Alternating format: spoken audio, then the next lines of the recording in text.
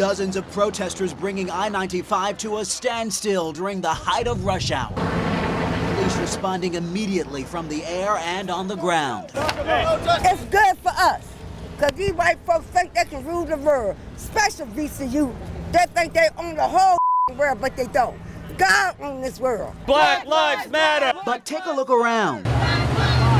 Pretty much all of the protesters were white. Organizers telling me it was planned this way. You see, after the recent shootings of African Americans by police officers, the protest was meant to show white people, quote, putting their lives on the line for black people. Anytime you can't walk the street unless you got a white cop running up on you because you black, then you ain't safe. You don't feel safe? No, I don't feel safe, not with them. Keep in mind, Richmond Police, VCU Police, and State Police all responded here to the 9564 interchange along Belvedere Street, where we're hearing at least 13 protesters were arrested. And as you can imagine, this all caused quite the headache for drivers. Frustrated viewers posting on my Facebook page, lock them all up, and no matter what they are protesting, you're on the interstate blocking traffic, endangering your lives as well as others. Yes, it is unfair that people are being stranded from going home, but it's also unfair that African American young men are being killed on a daily basis at the hands of police officers. Unacceptable. Jamila Grant was leaving work and decided to join the protesters. And I think this should have been done actually in the morning. Stop people from going to work and opening businesses and from the city from making money. Because when money is being tapped into and it hurts the city, then a difference is going to be made. So absolutely, this is correct. A look inside shows ashen walls, soot-covered steps, and clearing the halls with shovels. The ceiling's all black and there's debris everywhere. This is Father Gino Rossi's home, where welders may have started a fire here in the back, working on gutters. Building inspectors barred us from going farther than the front steps as Father Rossi paints the picture of what he saw. Inside, there's pretty extensive damage. One of the guys told me, I was driving back to get here, and they said it looks like a tornado went through, and that's definitely the case. Cell phone video shows an RFD ladder hanging over the rectory this afternoon. The fire brought under control just before 4 p.m. The fire started in the back area of the roof. It ran part of the roof line. Most of the fire was contained on the back side of the roof. And even though from the street the damage looks minimal, inside as more pieces are brought out, the damage now totals more than $100,000.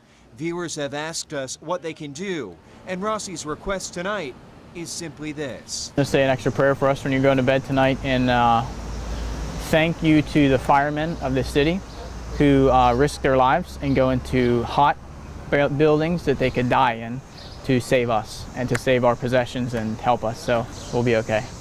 God will take care of us. We're calling about an apartment at Essex Village. The patient is wheelchair bound and the stairs leading to the second floor are metal and they have caved in, but maintenance says it's not an emergency to come and fix it. You heard her. The stairs are caving in at this Essex Village apartment complex, and neighbors can't help worrying about their children. Are you afraid to walk down those stairs? Yes. Why?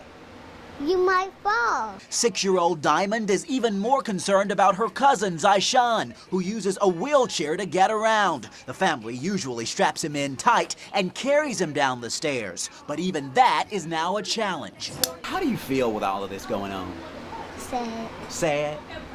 So we stopped by the Essex Village rental office. No one answered, even though several cars were in the driveway.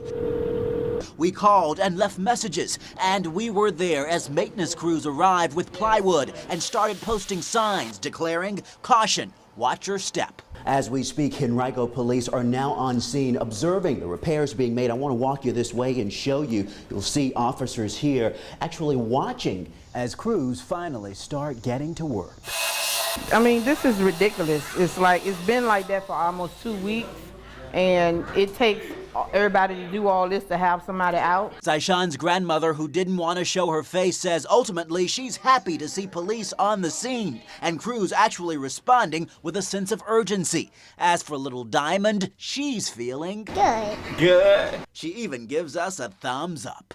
And we just assumed drunk driver. Emily Taylor recalls the first time a driver slammed into her family's fence. The gate was completely knocked over on the floor, and it hadn't hit the house or any of the cars or anything.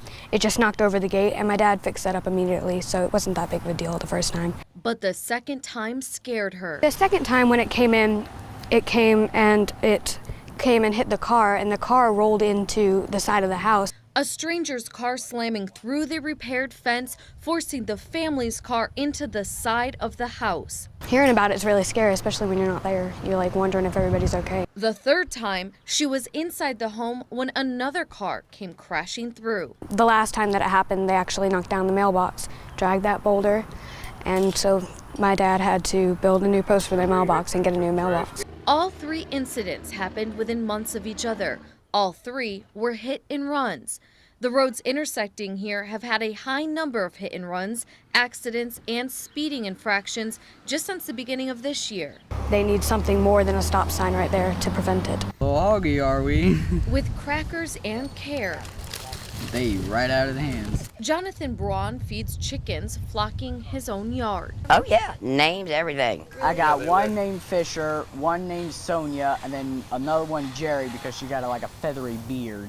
Between the beards and beaks is a bond. They're always pampered too much. Between a boy who feels isolated amongst his peers. Delays in the speech and everything.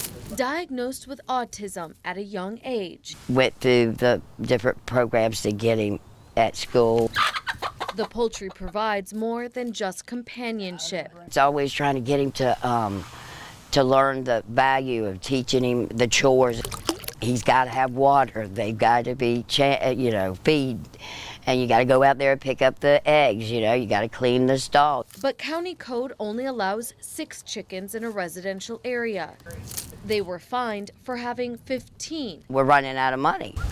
So they split up the hens Monday morning. Now Jonathan has 7, which according to the county is still 1 too many. She got another sister named Blondie, and she's the alpha of the chickens.